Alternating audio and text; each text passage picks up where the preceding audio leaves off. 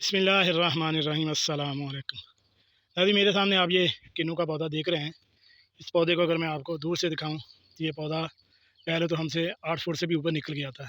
फिर मैंने इसकी पिछली बार कटाई की और कटाई भी मैंने बहुत हार्डली की कि यानी जो मोटी मोटी शाखें ये देखें, ये यहाँ से निकली हैं, जिनको काटा, ये शाख है, ये है, ये देखें कितनी कितनी बड़ी शाखें जो है हमने इसकी काट दी। इससे बड़ी एक शाख अगर आप देखें तो ये देखें, ये कितनी मोटी शाख जो है इसको हमने काटा। ये बहुत अंदर से बंद हुआ हुआ था, इसको हमने हवादार किया।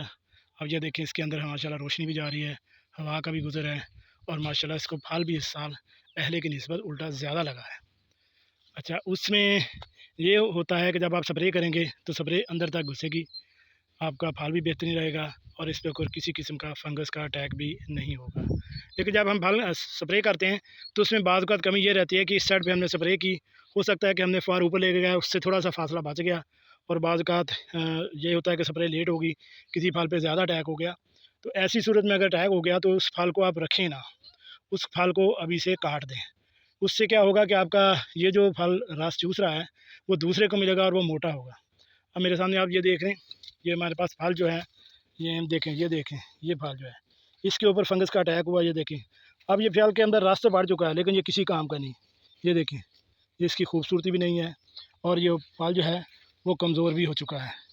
इसके अलावा और अगर आप देखें तो इसमें और भी पौधे में कुछ फल का, ये देखें, ये जो फल है इसके ऊपर ऐसा ही अटैक हुआ है। तो ऐसी सूरत में हम क्या करेंगे कि इस फल को हम काट देंगे। ये देखें, ये मैं कटर से इनको काट रहा हूँ, हमने इसको काट दिया। इसके अलावा इधर जो हमारे पास फल ऐसा था उसको, ये इसको भी हमने काट दिया, जो नीचे था इसको भी काट दिया, ये जो फल डिस्टर्ब था इसको भी काट दिया। यानी जो भी ऐसे फल हैं जो डिस्टर्ब हैं तो उनको आप रखें ना, उससे क्या होगा कि बीमारी भी नहीं बढ़ेगी और फल जो खुराक ज़ाया करेंगे वही खुराक वो दूसरे फल को लगेगी, इससे आपका वो दूसरा फल जो है वो मोटा ताज़ा हो जाएगा।